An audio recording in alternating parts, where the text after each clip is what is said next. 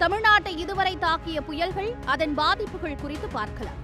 இதுவரை தமிழகத்தை பல புயல்கள் தாக்கியிருந்தாலும் 2005க்கு பிறகுதான் புயலுக்கு பெயர் வைக்கப்பட்டு கவனத்தில் கொள்ளப்பட்டது. 2010ஆம் ஆண்டு முதல் தமிழகத்தை தாக்கிய புயல் பாதிப்புகளை பற்றி பார்ப்போம். 2010ஆம் ஆண்டு தென்சீன கடலில் உருவான ஜல் புயல் 111 கிலோமீட்டர் வேகத்தில் சென்னையை கடந்து சென்றது. இந்த புயலின் தாக்கத்தினால் 50க்கும் அதிகமானோர் உயிரிழந்தனர். தானே புயல் 2011ஆம் ஆண்டில் வங்கக்கடலில் உருவான அதிதீவிர புயல். வங்கக்கடலில் தென்கிழக்கு திசையில் குறைந்த காற்றழுத்த தாழ்வு நிலையாக உருவாக்கி மெல்ல மெல்ல வலுவடைந்து புயலாக மாறியது. தானே புயலால் புதுச்சேரி, கடலூர் பகுதியிலும் பலத்த சேதம் ஏற்பட்டது. இந்த புயலினால் 45க்கும் அதிகமானோர் உயிரிழந்தனர். பல ஆயிரக்கணக்கான ஏக்கர் பயிர்கள் நாசமாகின. 2012ஆம் ஆண்டில் வங்கக்கடலில் உருவான இரண்டாவது அதிதீவிர புயலானது நீலமாகும். 20க்கும் அதிகமான மாவட்டங்கள் இதனால் பாதிக்கப்பட்டன. 2013ஆம் ஆண்டில் மடி புயல் உருவானது.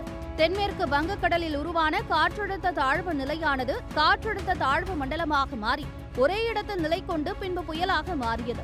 இப்புயல் வேதாரண்யம் அருகே கரையை கடந்தது. ஆனாலும் பெரிய அளவிலான பாதிப்புகள் ஏதும் ஏற்படவில்லை. 2016ஆம் ஆண்டு 4 புயல்கள் உருவானது. இதில் ரோனு, கியான், நடா புயல்களால் எந்த பாதிப்பும் இல்லை என்றாலும் வர்தா புயல் அதிக பாதிப்பை ஏற்படுத்தியது. பல்லாயிரக்கணக்கான மரங்கள் வேரோடு சாய்ந்தன. பல்லாயிரக்கணக்கான மின்கம்பங்கள் முறிந்து விழுந்தன.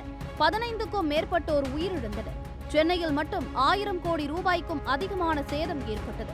மின் விநியோகம் நிறுத்தப்பட்டது. போக்குவரத்து முடங்கிய நிலையில் சென்னை மாநகரமே ஸ்தம்பித்தது. 2017ஆம் ஆண்டில் உருவான ஒக்கி புயலால் 218 பேர் உயிரிழந்தனர். இது தவிர எண்ணற்ற மரங்கள் பயிர்களுக்கு சேதம் விளைவித்ததுடன் கன்னியாகுமரியை தனிமைப்படுத்தியது. 600க்கும் மேற்பட்டோர் காணாமல் போயினர். இந்த புயல் பாதிப்பிலிருந்த மக்கள் வெளியே வர அதிக நாட்கள் ஆனது. 2018ஆம் ஆண்டில் உருவான கஜா புயலால் 10க்கும் மேற்பட்ட மாவட்டங்கள் பாதிக்கப்பட்டன. 40க்கும் மேற்பட்டோர் உயிரிழந்தனர். 2020இல் 2 புயல்கள் உருவானது. ஆனாலும் இந்த புயல்களால் பாதிப்பு ஏதும் அதிகமாக இல்லை. பலத்த மழை மட்டுமே பெய்தது. 2022இல் உருவான மாண்டஸ் புயல் வலுவிழந்து ஆழ்ந்த காற்றழுத்த தாழ்வு மண்டலமாக மாறிய நிலையில் கரையை கடந்தது. இதில் 4 பேர் உயிரிழந்தனர்.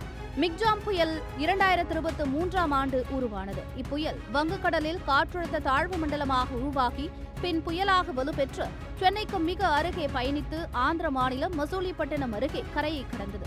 இப்புயலால் கடந்த 47 வருடங்களில் இல்லாத அளவிற்கு அதிக மழையை கொடுத்துள்ளது. இதன் பாதிப்பு அதிகமாக இருந்தாலும் இறந்தவர்களின் எண்ணிக்கை 17ஆக உள்ளதாக அரசு கூறியுள்ளது.